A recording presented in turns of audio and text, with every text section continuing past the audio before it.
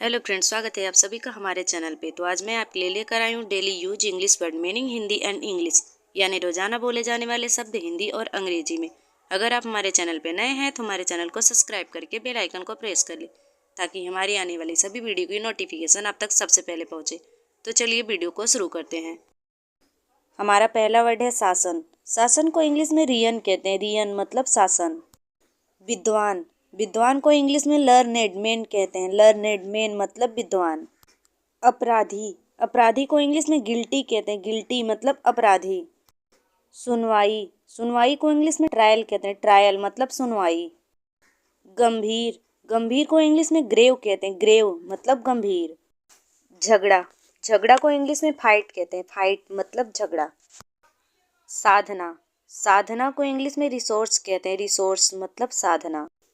संगठन, संगठन को इंग्लिश में ऑर्गेनाइजेशन कहते हैं। ऑर्गेनाइजेशन मतलब संगठन। प्रयास, प्रयास को इंग्लिश में एफर्ट कहते हैं। एफर्ट मतलब प्रयास। निर्देशक, निर्देशक को इंग्लिश में गाइडेंस कहते हैं। गाइडेंस मतलब निर्देशक।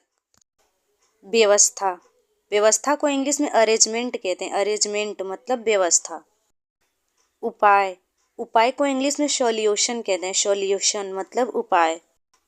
प्रबंधन, प्रबंधन को इंग्लिश में मैनेजमेंट कहते हैं। मैनेजमेंट मतलब प्रबंधन।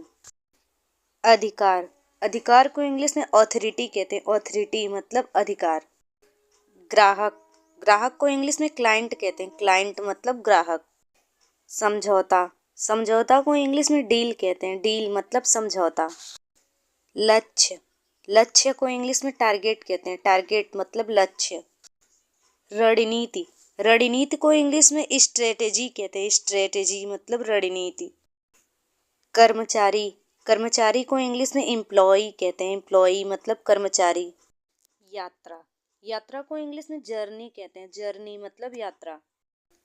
प्रेरणा, प्रेरणा को इंग्लिश में इंस्पिरेशन कहते हैं। इंस्पिरेशन मतलब प्रेरणा। समर्पण, समर्पण को इंग्लिश में डेडिकेशन कहते हैं। डेडिकेशन मतलब समर्पण। धरोहर, धरोहर को इंग्लिश में हेरिटेज कहते हैं। हेरिटेज मतलब धरोहर। संस्कार, संस्कार को इंग्लिश में ऑर्डिनेशन कहते हैं। ऑर्डिनेशन मतलब संस्कार। आशा, आशा को इंग्लिश में होप कहते हैं। होप मतलब आशा। राय देना, राय देना को इंग्लिश में ओपिनियन कहते हैं। ओपिनियन मतलब राय देना। तर्क देना, तर्क देना को इंग्लिश में आर्ग्यू कहते हैं। आर्ग्यू मतलब तर्क देना।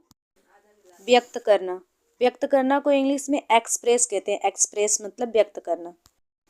मर्यादा, मर्यादा को इंग्लिश में डेकोरम कहते हैं। डेकोरम मतलब मर्यादा।